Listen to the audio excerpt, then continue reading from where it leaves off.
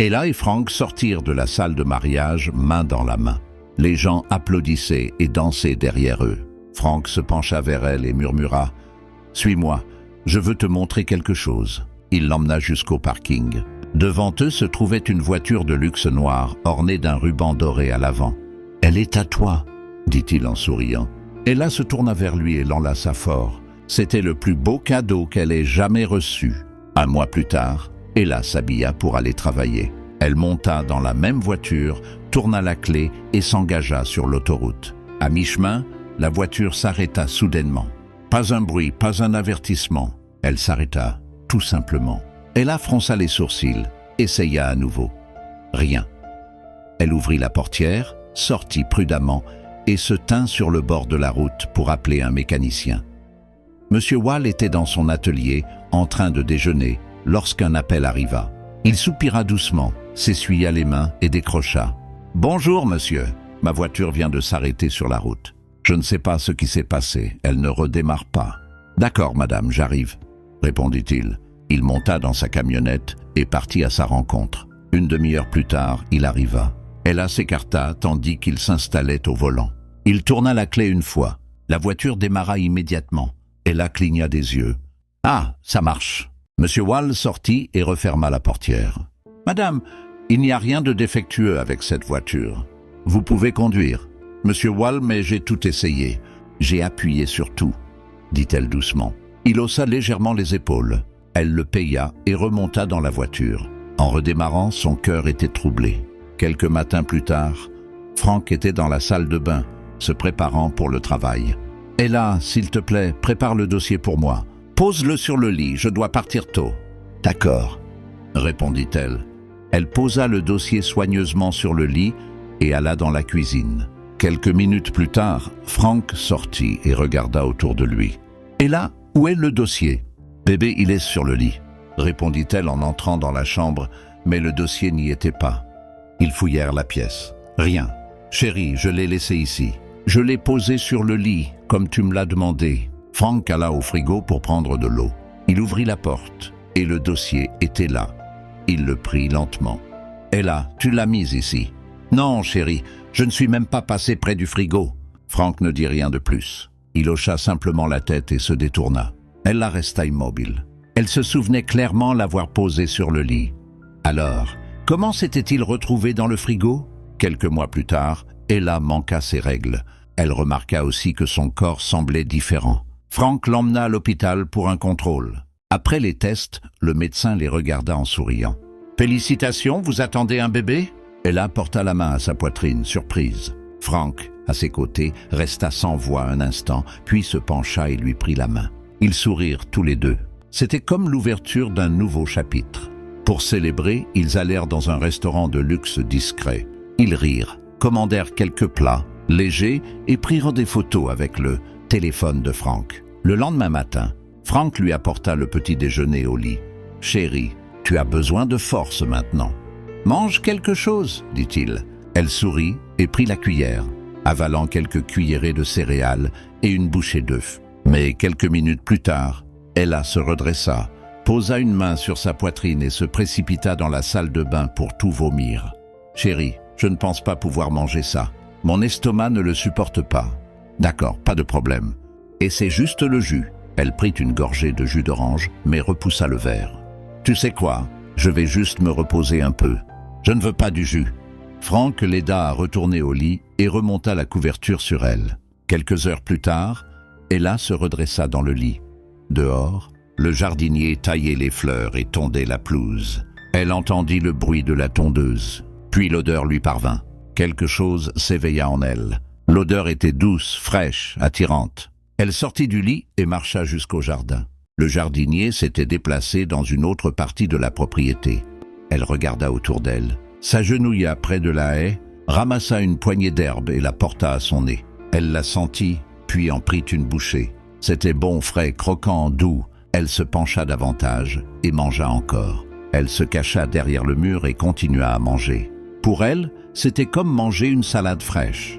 Quand elle eut fini, elle s'essuya les mains, rentra à l'intérieur et but un verre d'eau. Elle se sentait beaucoup mieux. Quand Frank rentra, elle était déjà habillée. « Tu vas bien ?» Tu es sûr que ça va maintenant? Chérie, je vais parfaitement bien. Dois-je commander à déjeuner pour toi?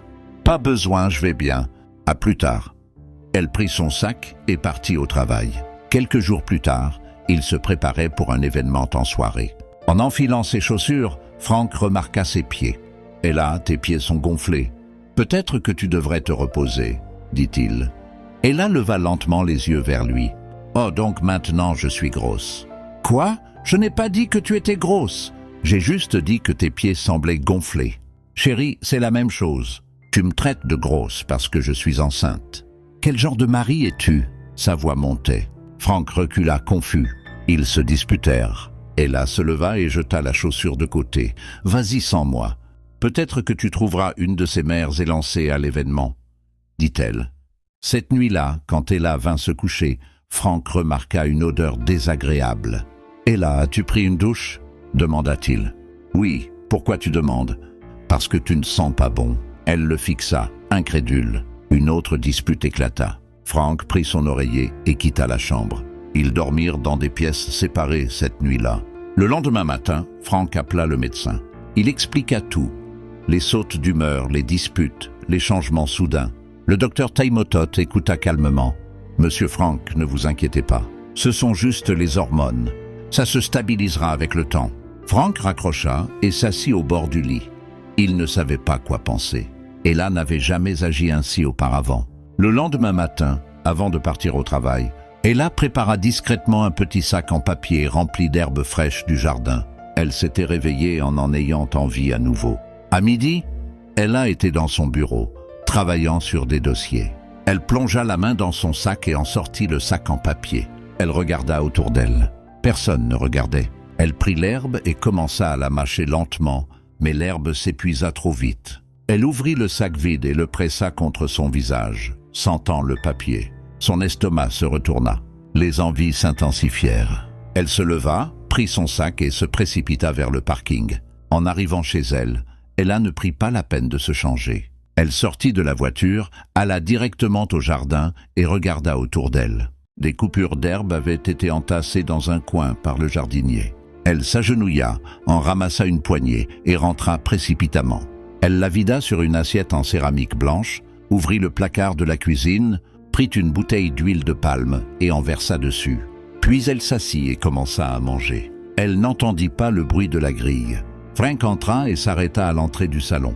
Il se figea. Ella leva les yeux, surprise, de l'herbe dans la bouche, de l'huile de palme sur les doigts. « Ella, qu'est-ce que tu fais ?»« J'avais juste une envie de ça. » Elle ne répondit pas vraiment et détourna le regard. « Il y a de la nourriture dans cette maison. Tu aurais pu me dire de commander quelque chose si tu voulais autre chose. » dit Frank, la voix calme mais tendue. « Je n'ai pas envie de manger autre chose, » répondit-elle. Il la fixa, puis prit son téléphone. « Prends ton sac.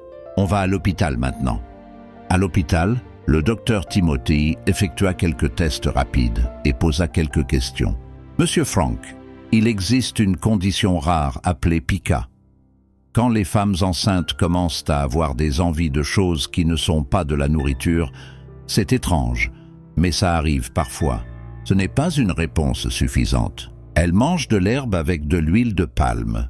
Et si ça faisait du mal au bébé, le médecin soupira.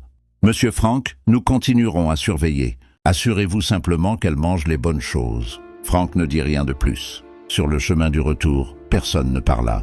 En entrant dans la maison, Ella alla directement dans la chambre. Frank resta dans le salon, assise en silence. Quelques jours plus tard, Ella était de nouveau dans son bureau. Des boîtes de craie avaient été apportées pour être distribuées dans des écoles locales. Les cartons étaient empilés près de la fenêtre. En passant devant l'un d'eux, elle s'arrêta. Elle prit un bâton, le porta à son nez, le sentit. Elle le mit dans sa bouche et mordit dedans. Elle ne s'attendait pas à ce que ça ait bon goût, mais c'était le cas. Elle s'assit et continua à manger. Quand son patron entra, 3 bâtons de craie avaient déjà disparu.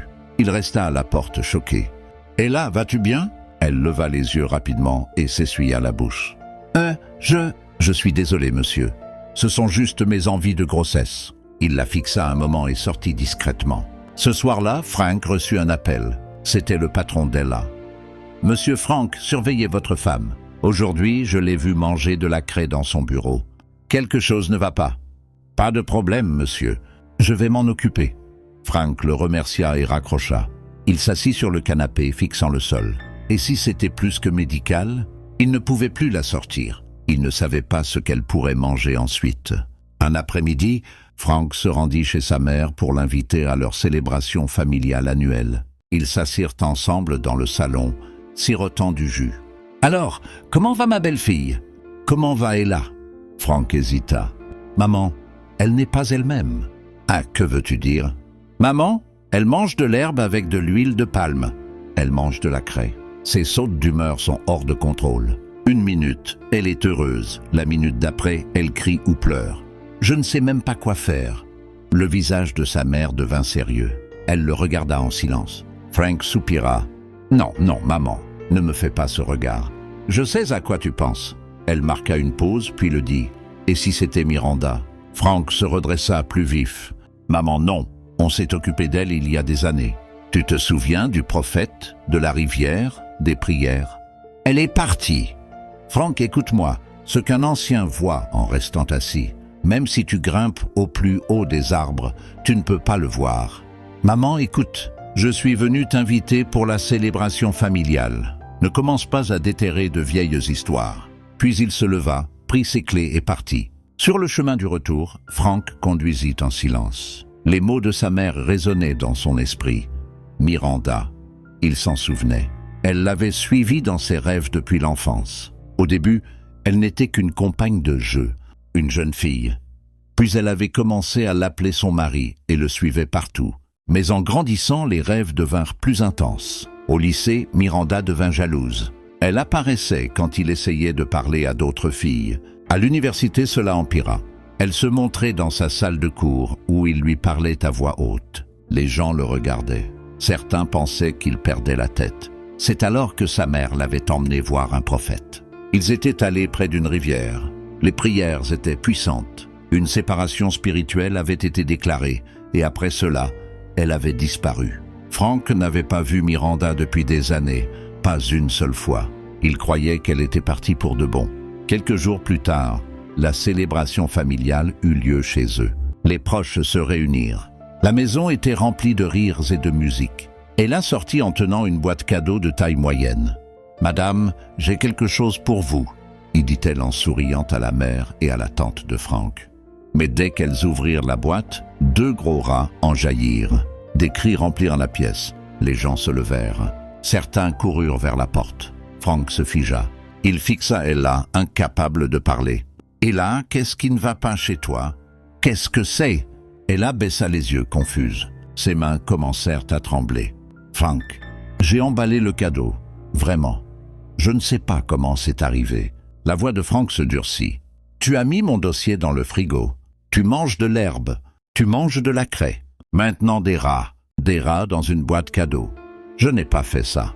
Je le jure. » Frank se détourna d'elle et marcha dans le couloir. Il ne lui adressa plus un mot ce soir-là. Plus tard dans la soirée, Ella appela sa meilleure amie, Pamela. Sa voix était basse et fatiguée. Elle expliqua tout.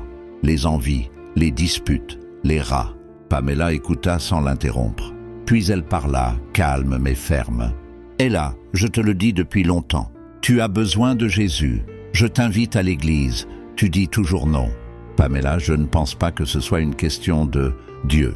Peut-être que je dois aller à l'étranger pour un diagnostic. Peut-être que je ne vais pas bien. Peut-être que je suis folle. Tu n'es pas folle. C'est spirituel. Je te connais depuis que tu es petite. Tu n'as jamais été comme ça. Tu as besoin de Jésus. Pourquoi réagis-tu ainsi? Jésus n'est pas pour les faibles. Rentre à la maison, s'il te plaît. Ella ne répondit pas immédiatement.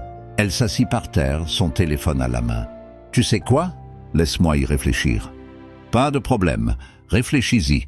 Laisse Dieu t'aider avant que ça empire. D'accord, je vais y réfléchir. Je te le promets. Un après-midi, Frank entendit frapper à la porte. Il s'approcha et l'ouvrit lentement. Devant lui se tenait Miranda. Elle ressemblait exactement à celle de ses rêves d'enfance. Mais maintenant, elle était plus réelle que jamais. Le cœur de Frank s'arrêta. « Tu ne vas pas m'inviter à entrer ?» dit-elle calmement. Avant qu'il ne puisse parler, elle était déjà dans le salon, assise sur le canapé. Franck resta immobile. « Quoi? Qu'est-ce que tu fais ici? »« Non, non, non, je rêve. »« Tu n'es pas réel? Tu n'es pas réel ?» Miranda sourit. « Pas réel? Et pourtant, je suis dans ta maison. »« C'est impoli, Franck. Tu ne vas pas m'offrir quelque chose? »« Non, pars, s'il te plaît. Je me suis débarrassé de toi. »« Oh, tu as essayé en allant à la rivière. Tu as tenté de rompre notre mariage dans mon propre territoire. » Elle croisa les jambes et le regarda. « Ce prophète qui a prié pour toi, il venait de notre royaume. Tu ne peux pas échapper à un pacte. Nous sommes destinés à être ensemble. Savais-tu que nous attendions un enfant dans mon monde avant que tu ne me trahisses ?» Elle s'adossa. « Et ton est là, elle est déjà sous mon contrôle. L'herbe, la craie, les documents dans le frigo.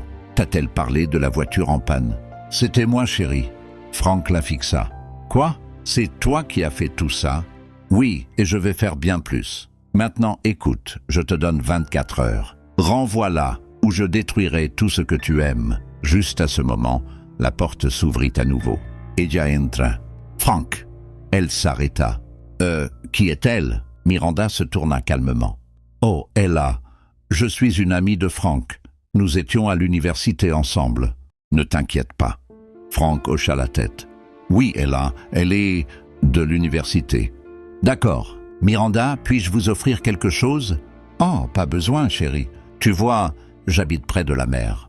Je passais juste par là. » Puis elle sortit. Cette nuit-là, Franck ne put dormir. Le lendemain matin, Ella prépara des frites de jollof et du jus de raisin. Franck prit une gorgée du jus et laissa tomber le verre brusquement. « Qu'est-ce que c'est, Ella ?»« C'est du jus. »« Non, non, non, attends. Mon Dieu, viens sentir. Comment oses-tu mettre ton urine dans ce verre pour moi ?»« Franck, ce n'est pas de l'urine, c'est du jus de raisin. Je ne savais pas.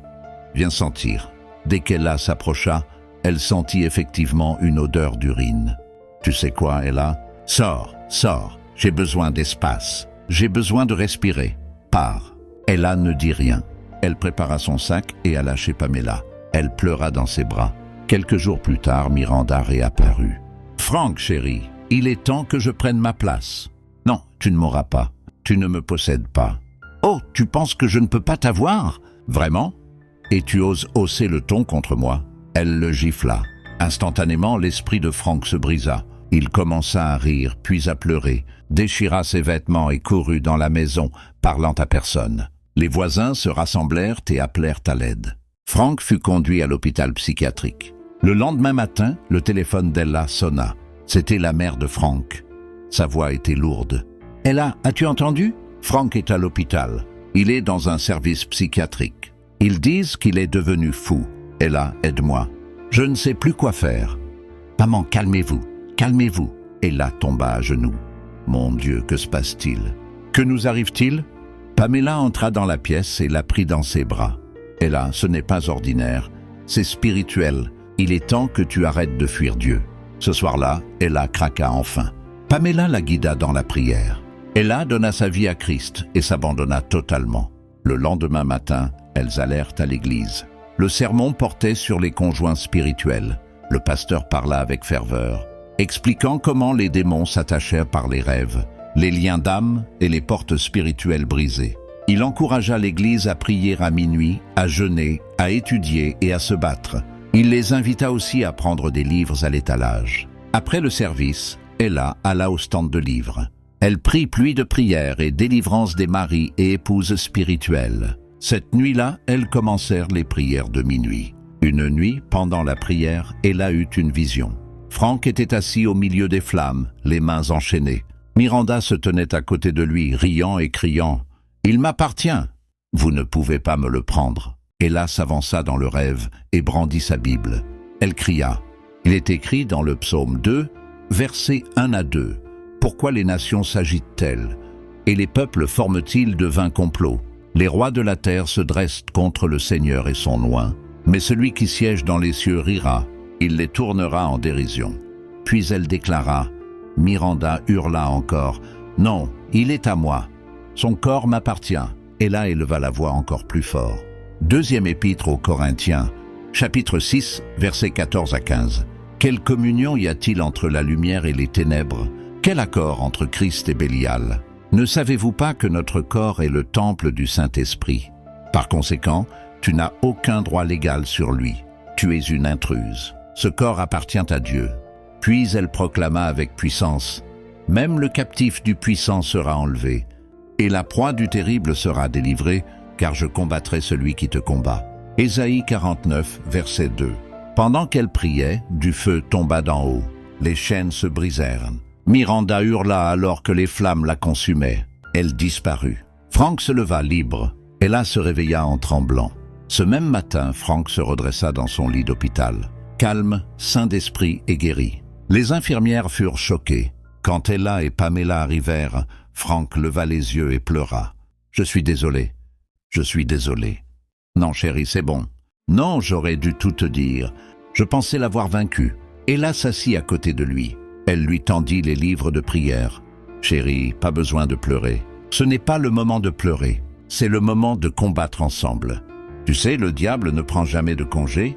Nous devons prier. J'ai pris pluie de prières et délivrance des maris et épouses spirituelles. Nous allons affronter ça ensemble. » Ils prièrent ensemble. La mère de Frank vint à l'hôpital. Elle fut surprise de voir son fils guéri. Grâce à cela, la mère de Frank devint sérieuse avec Dieu, tout comme le reste de la famille. Quelques mois plus tard, Ella donna naissance à des jumeaux, un garçon et une fille.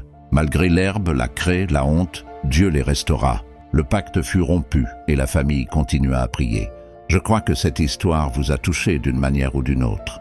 Merci à vous d'avoir regardé. N'oubliez de vous abonner au compte africain 225 pour d'autres histoires inspirantes.